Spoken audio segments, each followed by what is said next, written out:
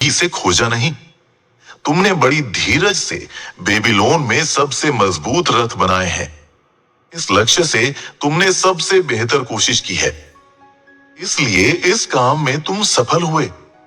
मैंने एक सफल संगीतज्ञ बनने की कोशिश की और इस कारण से मैं सफल हुआ।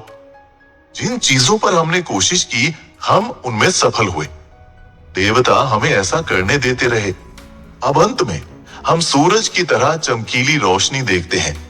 इसने हमें सीखने की दिशा दिखाई है ताकि हम और तरक्की कर सकें। इस नई समझ के साथ हम अपनी इच्छाओं को पूरी करने के लिए अच्छे तरीके पाएंगे। हाँ, अरकत के पास आज ही जाते हैं, बंसीर ने कहा।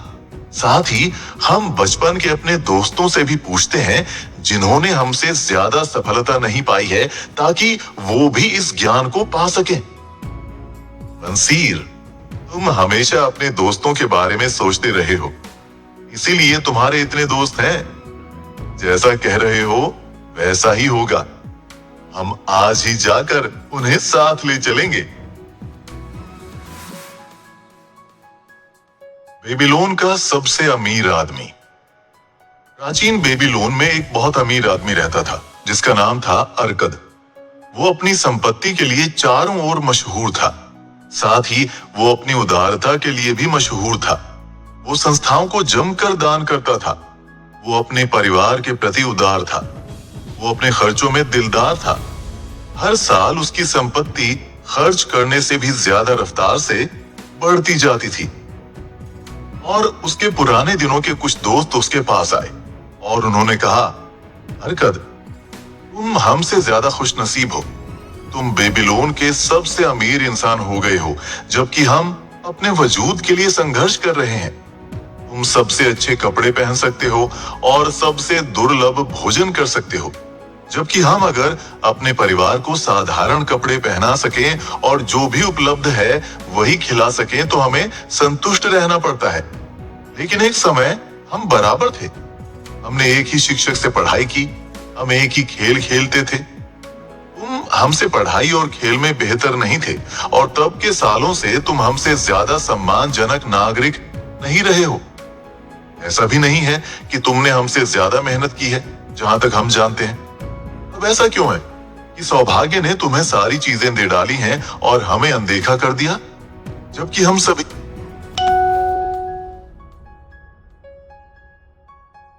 हम सभी बराबर अधिकारी हैं? अब अरकद ने उन्हें डांटा और कहा, अगर युवावस्था से अब तक के सालों में तुम दाल रोटी के अलावा कुछ और नहीं कमा सके तो इसका कारण है कि तुमने उन नियमों को नहीं सीखा और जाना जिनसे संपत्ति बनती है। सौभाग्य एक ऐसी देवी है जो किसी का स्थायी भला नहीं करती। इसके विपरीत वो उस हर एक इंसान को बर्बाद कर डालती है जिस पर बिना मेहनत के स्वर्ण की बारिश होती है। वो अनियंत्रित लोगों को खर्चीला बना देती है जो पाई गई संपत्ति को लुटा देते हैं और उनमें ऐसी इच्छाएं पैदा हो जाती हैं जो वो पूरा नहीं कर पाते। लेकिन बाकियों पर वो कृपा दिखाती है तो वो कंजूस बन जाते हैं और संपत्ति को जमा करने लगते हैं और खर्च करने से डरते हैं, क्योंकि उन्हें नहीं लगता कि वो दोबारा कमा पाएंगे। वो डाकुओं के डर से घबराए रहते हैं और अपने आप को खालीपन और दुख में धकेल देते हैं। कुछ ऐसे भी हैं जो बिना कमाए स्वर्ण को लेते हैं, इसमें संपत्ति जोड़ते हैं और खुश एवं संतुष्ट नागरिक के रूप में जीवन गुजार देते हैं। लेकिन ऐसे बहुत कम है। मैंने उनके बारे में सिर्फ सुना है। उन लोगों के बारे में सोचो जिन्हें अचानक बहुत संपत्ति मिली है और देखो कि मेरी बात सही है या नहीं। उसके दोस्तों ने माना कि उनकी जानकारी में जिन लोगों को विरासत में संपत्ति मिली है उनके बारे में ये बातें सही हैं और उन्होंने उससे पूछा कि वो लोग कैसे इतनी संपत्ति के मालिक बन गए। इसलिए उसने बताया, अपनी जवानी में मैंने खुद की ओर देखा और उन चीजों पर ध्यान दिया जो मुझे खुशी और संतुष्टि देने वाले थे, और मैंने पाया कि संपत्ति से इन चीजों की शक्ति बढ़ती जाती थी। धन एक शक्ति है। धन से कई चीजें संभव हो जाती हैं। इंसान अपने घर को सबसे महंगी चीजों से सजा सकता है, इंसान दूर समुद्रों की यात्रा कर सकता है। इंसान दूर देश के भोजन का आनंद ले सकता है। इंसान सुनारों और पत्थर पर पॉलिश करने वालों के बनाए आभूषण पहन सकता है। इंसान देवताओं के लिए बड़े बड़े मंदिर बना सकता है। इंसान वो सारी चीजें और कई अन्य चीजें कर सकता है जिनसे इंद्रियों को सुख मिलता है और आत्मा को संतुष्टि मिलती है। और जब मैंने ये सब महसूस किया, मैंने ये निर्णय लिया कि मैं जिंदगी की सारी अच्छी चीजों का आनंद लूंगा। मैं वो इंसान नहीं बनूंगा जो दूर रहकर चीजों को देखते हैं और दूसरों को चीजों का आनंद लेते ईर्ष्या से देखते हैं। मैं सबसे सस्ते कपड़े नहीं पहनूंगा जिनमें सम्मानीय दिखूं। मैं एक गरीब इंसान की चीजों से संतुष्ट नहीं होऊंगा। बदले में मैं अपने आप को अच्छी चीजों के बाजार में मेहमान बनाऊंगा। एक सामान्य व्यापारी का बेटा होने के कारण, जिसके पास बड़ा परिवार होने के कारण विरासत की कोई उम्मीद नहीं थी, और जैसा तुमने कहा, जिसके पास ज्यादा बुद्धि और प्रतिभा नहीं थी, मैंने तय किया कि मुझे अपनी इच्छाएं पूरी करने के लिए समय और अध्ययन की जरूरत होगी। जहां तक समय की बात है, हर इंसान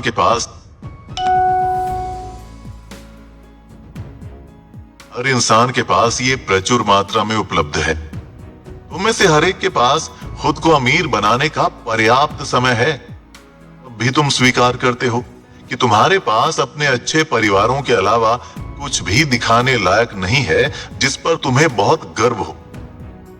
जहां तक अध्ययन की बात है, क्या हमारे बुद्धिमान शिक्षक ने नहीं सिखाया था कि हमने दो चीजें सीखी हैं? पहली वो चीजें जिन्हें हमने सीखा है और जिन्हें हम जानते हैं। दूसरा वो प्रशिक्षण जिसने हमें सिखाया है कि हम उन चीजों को कैसे खोजें जिन्हें हम नहीं जानते हैं। इसलिए मैंने तय किया कि संपत्ति अर्जित करने का तरीका सीखूंगा और उसे सीखने के बाद उसे मैं अच्छी तरह आजमाऊंगा। क्या ये समझदारी नहीं है कि हम सूरज की रोशनी में चीजों का आनंद लें जब तक वो है? क्योंकि जब हम आत्माओं की दुनिया के लिए प्रस्थान करेंगे तब दुख तो आ ही जाएंगे। मुझे रिकॉर्ड्स के हॉल में स्क्राइब का काम मिला और हर दिन मैं घंटों मिट्टी के टैबलेट पर मेहनत करता था। हफ्ते दर हफ्ते, महीने दर महीने मैंने मेहनत की, तब भी मेरी आमदनी नहीं बढ़ी। भोजन, कपड़े और ईश्वर के लिए दान और बाकी चीजें मेरी आमदनी को खा जाती थीं। लेकिन मेरे संकल्प ने मेरा साथ नहीं छोड़ा।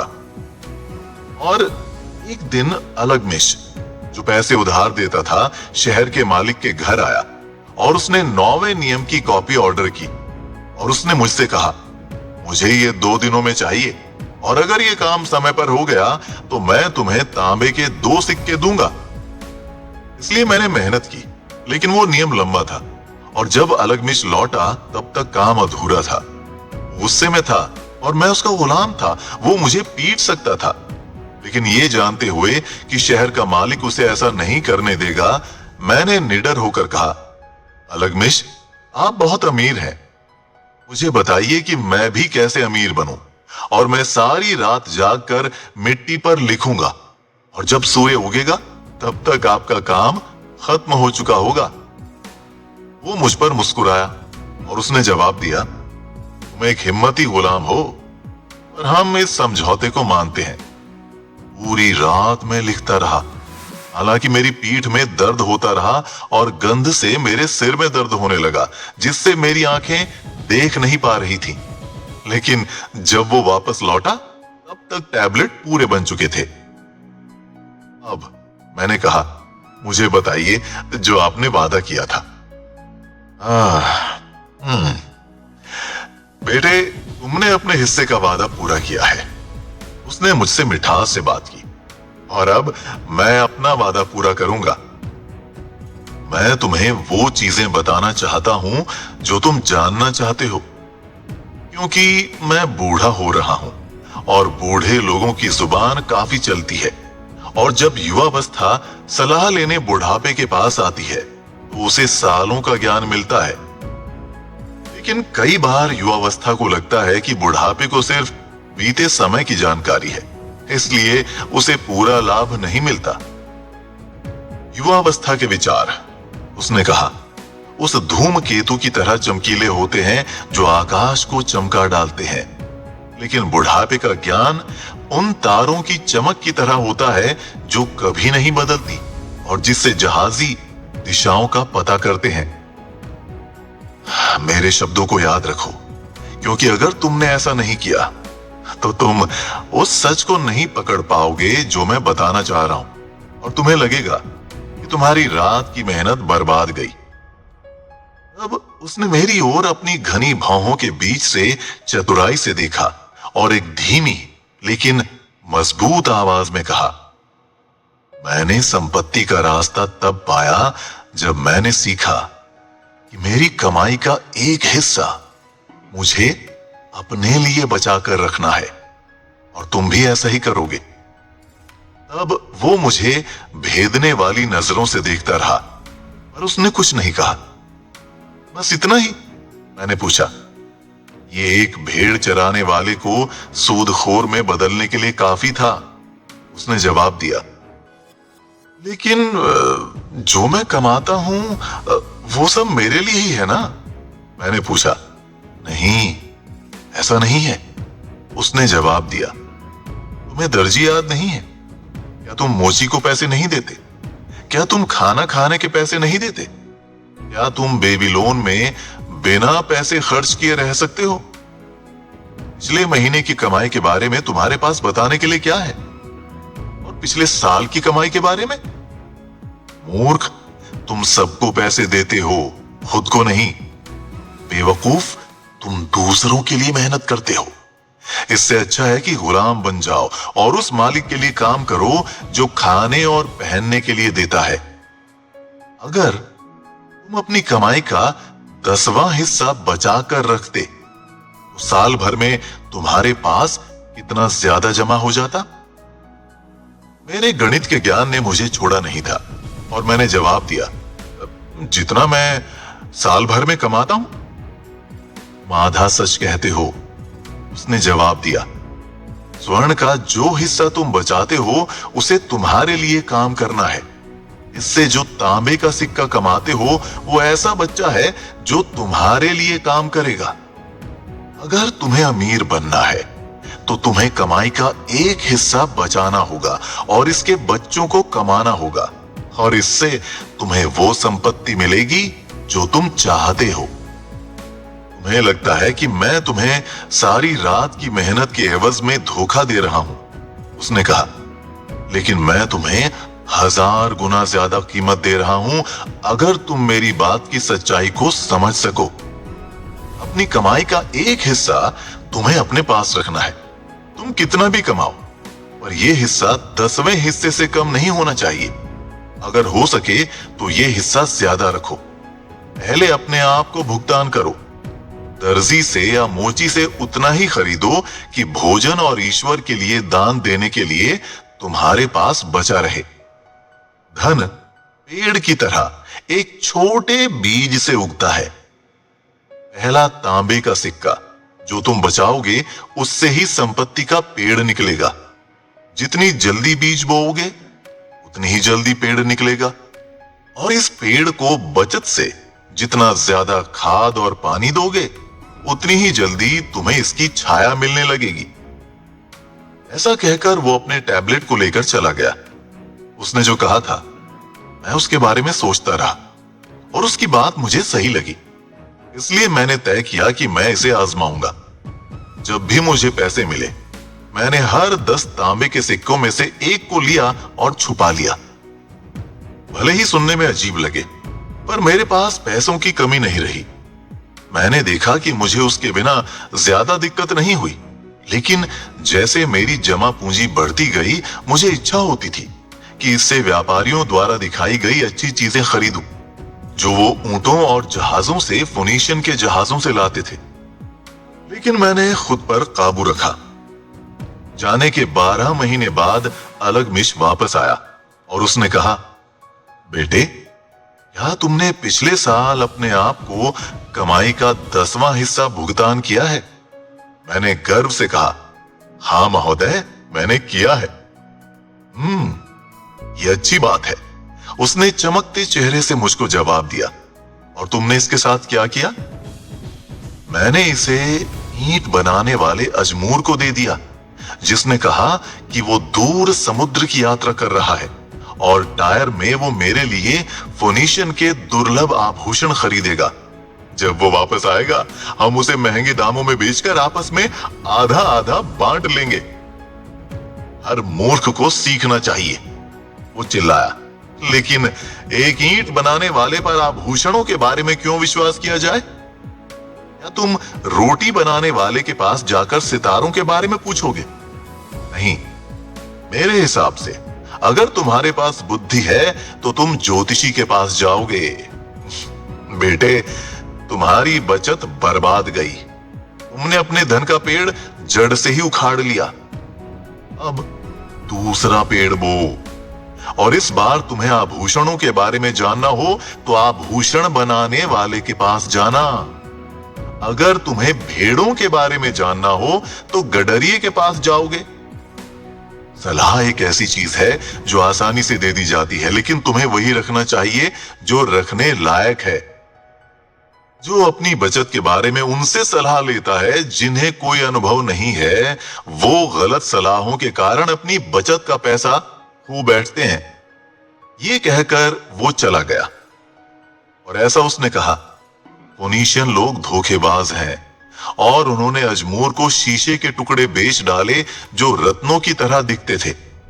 लेकिन जैसा अल्गमिश ने बताया, मैंने फिर तांबे का 10वां हिस्सा बचाया, जो बहुत आसान था क्योंकि मैंने आदत बना ली थी। फिर 12 साल बाद अल्गमिश स्क्राइब के कमरे में आया और उसने मुझसे कहा, अंतिम मुलाकात के बाद तुमने क्या बदलाव किए?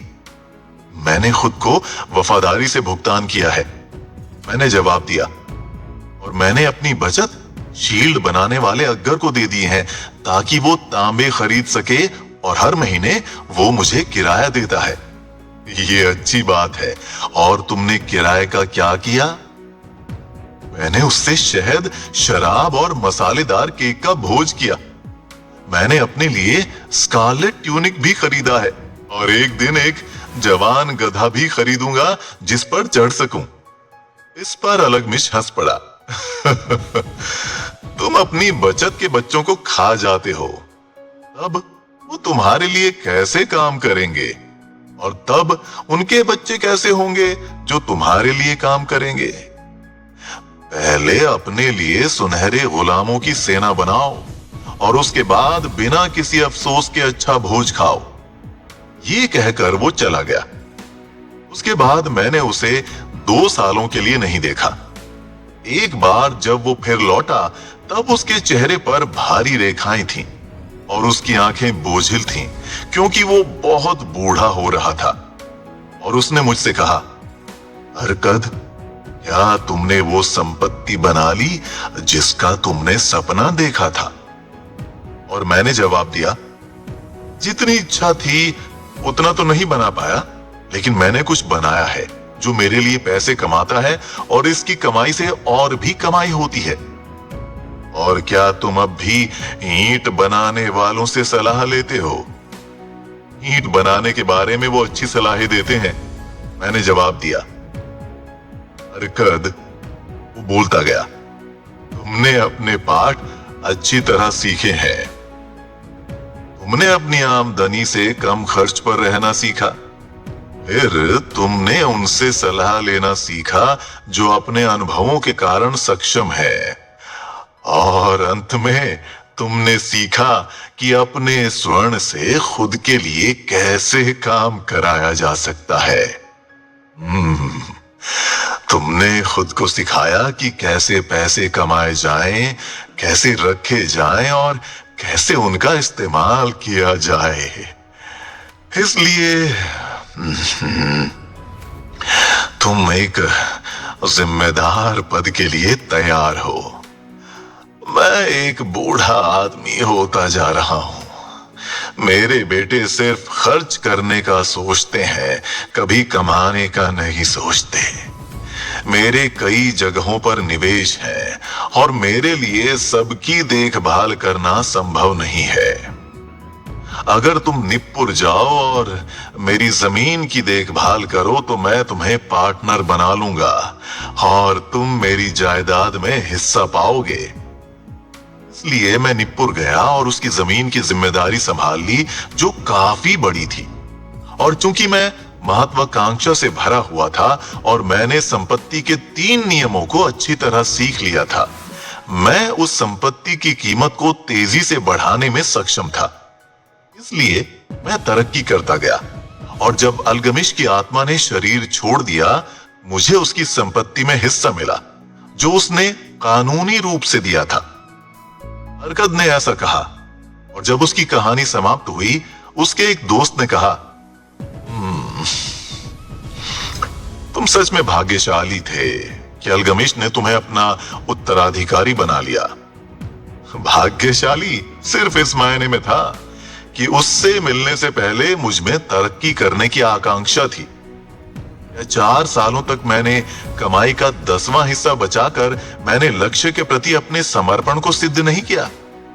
क्या तुम उस मछुआरे को किस्मत वाला कहोगे जो सालों तक मछलियों की आदतों को पढ़ता है ताकि हवा के बदलते रुख के साथ वो जाल डाल सके?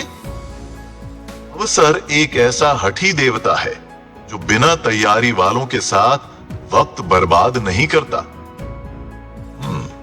पहले साल की बचत लुट जाने के बाद भी तुम में लगे रहने की हिम्मत थी। तुम इस मामले में अलग हो, दूसरे ने कहा। इच्छा शक्ति, अरकद ने जवाब दिया। क्या बकवास है। क्या तुम्हें लगता है कि इच्छा शक्ति एक इंसान को इतनी ताकत देती है कि वो उस बोझ को उठा सके जो ऊंट नहीं उठा सकते, या उस बोझ को खींच सके जो बैलों के बस की बात नहीं है? इच्छा शक्ति उस लक्ष्य के प्रति लगन का नाम है जो तुम्हें काम पूरा होने तक लगाए रखे।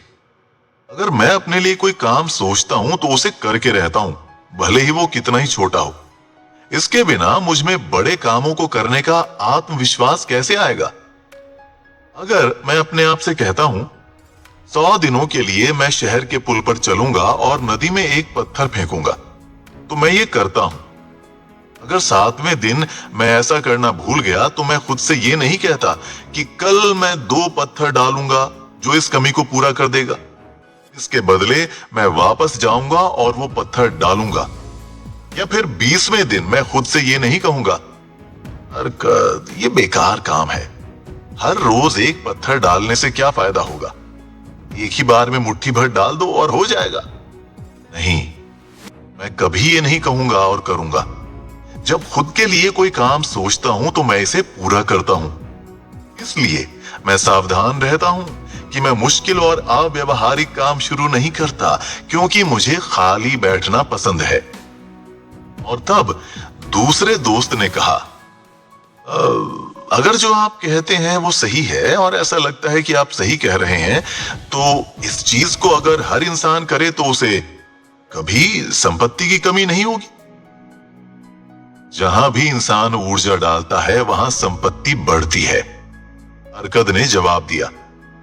अगर एक अमीर इंसान नया महल बनाता है तो उसके द्वारा कमाया स्वर्ण खो जाता है? नहीं, ईंट बनाने वाले का इसमें हिस्सा होता है और मजदूर का इसमें हिस्सा होता है और कलाकार का इसमें हिस्सा होता है और इस घर पर मेहनत करने वाले हर इंसान का इसमें हिस्सा होता है। लेकिन जब महल बनकर तैयार होता है तो क्या ये अपनी कीमत से ज्यादा मूल्य का नहीं होता? और इससे जुड़ी जमीन क्या ज्यादा कीमत की नहीं होती? संपत्ति जादुई तरीकों से बढ़ती है, कोई इंसान इसकी सीमा नहीं आंक सकता। क्या फोनीशियन लोगों ने बंजर धरती पर उस पैसे से महान शहर नहीं बनाए जो समुद्र पर होने वाले व्यापार से आते हैं? अब आप हमें क्या सलाह देते हैं जिससे हम भी अमीर बन जाएं?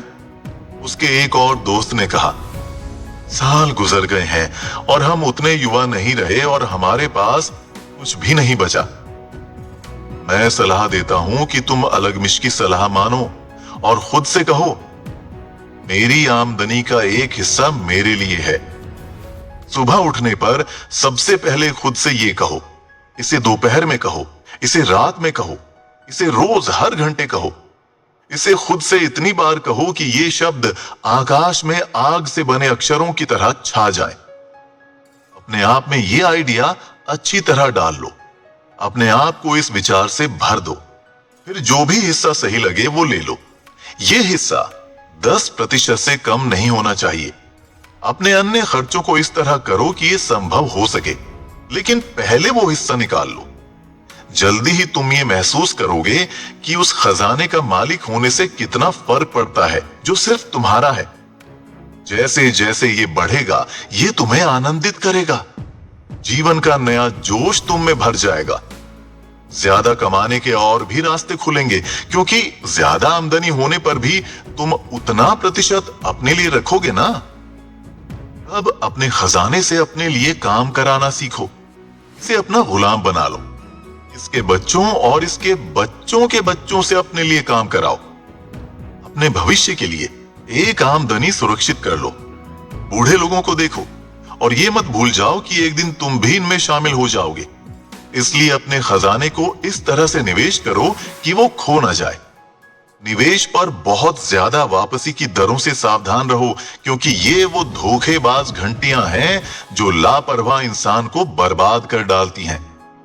अपने परिवार के लिए भी इंतजाम कर लो, ताकि भगवान के पास तुम्हारे जाने के बाद भी उनकी जरूरतें पूरी हो सकें। ऐसी सुरक्षा के लिए यह हमेशा संभव है कि थोड़े अंतराल पर उन्हें भुगतान होता रहे। इसलिए सावधान इंसान ऐसी जरूरत के लिए किसी बड़ी रकम के इंतजार में नहीं रहता। समझदार लोगों से सलाह लो। उन लोगों की सलाह लो जिनका काम पैसे संभालना है। वो तुम्हें वैसी गलती करने से बचाएंगे जो गलती मैंने ईंट बनाने वाले अजमूर को पैसे देकर की थी। खतरे से ज्यादा अच्छा है कि थोड़ा और सुरक्षित रिटर्न मिले। जब तक जिंदगी है उसका आनंद लो। खुद पर ज्यादा बचत के लिए दबाव मत डालो। अगर सिर्फ 10वां हिस्सा बचा सकते हो तो उतना ही बचाओ, अन्यथा अपनी आमदनी के हिसाब से रहो और कंजूस बनकर खर्च करने से मत डरो। जिंदगी अच्छी और समृद्ध होती है उन चीजों से जिनका तुम आनंद उठाते हो। उसके दोस्तों ने धन्यवाद दिया और वो चले गए। कुछ शांत थे क्योंकि उनके पास कल्पना शक्ति नहीं थी और वो समझ नहीं सकते थे। कुछ व्यंग्य कर रहे थे क्योंकि उन्हें लगा था कि इतना अमीर इंसान कुछ संपत्ति अपने पुराने और कम भाग्यशाली दोस्तों को देगा। लेकिन कुछ की आंखों में नई रोशनी थी। उन्होंने महसूस किया कि वो हर बार स्क्राइब के कमरों में वापस आया, क्योंकि उसने एक इंसान को अंधेरे से रोशनी की ओर जाने के लिए श्रम करते हुए देखा। रोशनी मिलने के बाद उस इंसान के लिए एक स्थान प्रतीक्षा कर रहा था। कोई भी इंसान उस स्थान को भर नहीं सकता था जब तक वो अपनी समझ का विकास ना कर लें और उस अवसर के लिए तैयार ना हो जाए। ये वही लोग थे जिन्होंने अरकद से बार बार मुलाकात की और अरकद ने उनका स्वागत किया।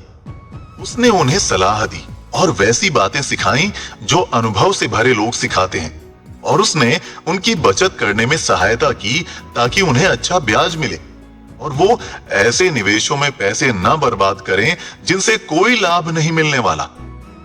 इन लोगों की जिंदगी में बदलाव का मोड़ तब आया जब उन्होंने उस सत्य को सीखा जो अलगमिश से अरकद को और अरकद से उन तक आया था।